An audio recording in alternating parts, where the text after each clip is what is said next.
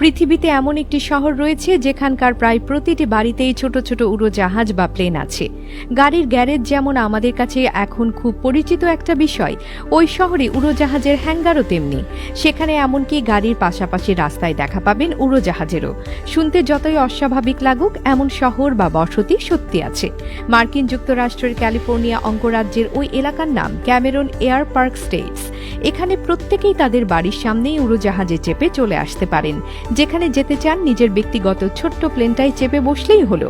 এই আজব শহরের ছবি ও ভিডিও অবশ্য সামাজিক যোগাযোগ মাধ্যমেও বেশ আলোড়ন তুলেছে।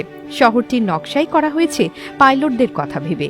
একটি বিমানবন্দর ঘিরেই গড়ে তোলা হয়েছে শহরটি, যেন পাইলটেরা সেখান থেকে সহজে বাড়িতে আসতে এবং বাড়ি থেকে কোথাও যেতে পারেন। তাদের বাড়িতে গ্যারেজ যদি নাও থাকে, উড়োজাহাজ রাখার হ্যাঙ্গার ঠিকই আছে। অফিসে কিংবা বাড়িতে গেলে তাদের বড় ভরসা এই উড়োজাহাজ। দ্বিতীয় বিশ্বযুদ্ধের পর মার্কিন যুক্তরাষ্ট্রে অনেক এয়ারফিল্ডই অব্যবহৃত অবস্থায় পড়েছিল। পাইলটের সংখ্যা 1939 সালে যেখানে ছিল 34,000, 1946 সালে তা বেড়ে হয় 4 লাখ। সেখানকার সিভিল অ্যাভিয়েশন অথরিটি দেশজুড়ে আবাসিক এয়ারফিল্ড গড়ে তোলার প্রস্তাব দিল। এর একটি উদ্দেশ্য অব্যবহৃত এয়ারফিল্ডগুলো কাজে লাগানো, অপরটি অবসরপ্রাপ্ত সামরিক পাইলটদেরও একটি ভালো ব্যবস্থা হওয়া। তাই এমন সব বসতি গড়ে উঠল যেখানে সবাই কোনো না কোনোভাবে উড়োজাহাজ চালনার সঙ্গে সম্পর্কিত। আর এমনই একটি আবাসিক air park Cameron air park.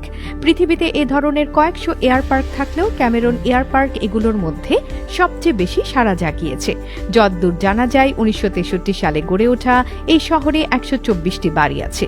Cameron park এয়ারপোর্টের এক সময়কার ম্যানেজার কুকসি এক সাক্ষাৎকারে বিজনেস ইনসাইডারকে বলেছিলেন, এয়ার পার্কের রাস্তাগুলো এয়ারপোর্টের রানওয়ে থেকে চওড়া, কারণ রানওয়েতে কেবল উড়োজাহাজই চলে। অন্যদিকে উড়োজাহাজ ও গাড়ি যেন পাশাপাশি নিরাপদে একে অপরকে অতিক্রম করে যেতে পারে, সেটা মাথায় রেখেই এখানকার রাস্তার নকশা করা। তাই ওই শহরে গেলে গাড়ি আর উড়োজাহাজকে রাস্তায় পাশাপাশি চলতে দেখলে চোখ কচলানোর কোনো কারণ নেই। এটাই সেখানকার অতি স্বাভাবিক চিত্র।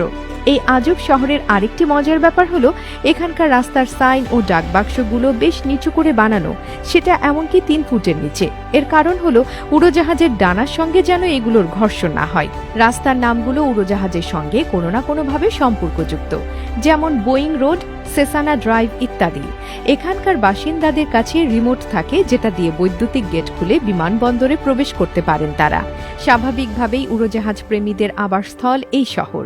2003 সালে বে এরিয়া থেকে ক্যামেরন এয়ার পার্ক স্টেটসে ঘাঁটি গাড়েন বার্ল স্ক্যাগস। একটা কারণ, এখানকার বাড়ির দাম তখন বেশ কম ছিল, তবে আসল কারণ তার একটা ব্যক্তিগত প্লেন আছে আর ক্যামেরনের প্রতিটি বাড়ির সঙ্গে বড়সড় হ্যাঙ্গার আছে। চাকরি থেকে অবসর নেওয়া পর্যন্ত পরের 7 বছর এই প্রকৌশলী পালো আল্টোতে নিজের কর্মস্থলে যেতেন উড়োজাহাজে। এভাবে যানজটে আটকে না পড়ায় প্রতিদিন বেশ কতকটা সময় বাঁচিয়ে ফেলতে পারতেন। 2.5-3 ঘন্টা গাড়ি চালানোর বদলে 35 থেকে 40 মিনিটেই উড়োজাহাজে দূরত্ব অতিক্রম করতে পারতাম। স্ক্যাগস বলেন, এখন আর কর্মস্থলে যেতে না হলেও এখনো একটি প্লেন আছে আমার। এখান থেকে অন্য কোনো বিমানবন্দরে যেতে 1 ঘন্টা লাগবে। তারপর সেখানে অপেক্ষা করতে হবে এবং নিয়ম অনুযায়ী নিরাপত্তামূলক পরীক্ষা করা হবে। এখানে কেবল গ্যারেজের দরজা খুলে প্লেনে উঠে বসবেন, তারপর কিছুক্ষণের মধ্যে রানওয়েতে উঠে পড়বেন আর আকাশে উড়বে আপনার উড়োজাহাজ।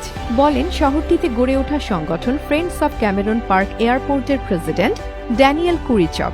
ক্যালিফোর্নিয়ার মধ্যে একটি বিশেষ জেলা এই ক্যামেরন এয়ার পার্ক স্টেটস। 5 সদস্যের নির্বাচিত একটি বোর্ড এটি পরিচালনা করেন। এখানে যেসব মানুষের বাস তাদের বেশিরভাগই পাইলট। তারা নিজেরাই নিজেদের প্লেন চালান। শনিবার সকালে এখানকার অধিবাসীরা একত্র হয়ে স্থানীয় এয়ারপোর্টে যান। জুলিয়া ক্লার্কের বাসও এই শহরে। তিনি আকাশে উড়োজাহাজ নিয়ে নানা কৌশল দেখাতেন।